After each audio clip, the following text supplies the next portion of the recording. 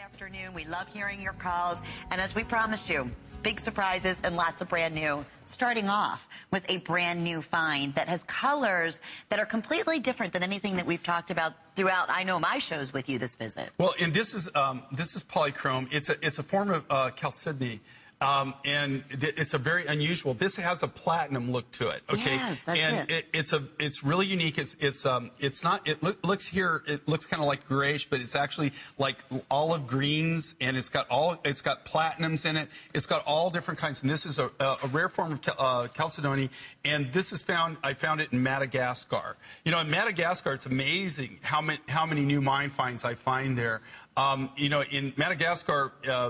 You know, it became famous with the penguins, right? Yes. Which is so funny. I think, you know, when I think about it and I watch Madagascar, you know, it's I really don't watch a lot of those kind of flicks, but it's actually, you know, when I travel, because I travel places for entertainment at night, I either read, but you run out of books, and so I take my own movies.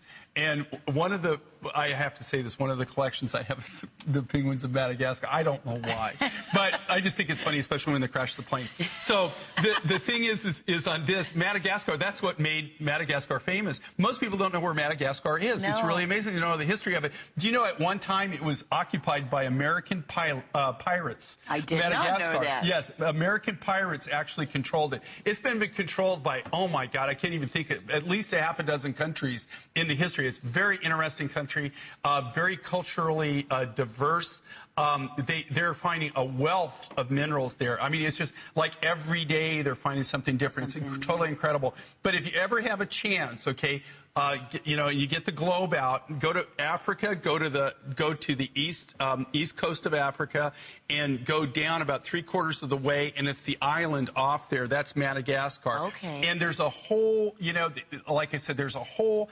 The history of Madagascar. At one time, think about if you were an American back in the day. Now, I'm talking the 1700s, right? Right. And you cruise around in a sailing ship and to Madagascar and you control it. Wow. I mean, I think that's pretty cool. That's I think that's totally cool. I mean, you know, and but.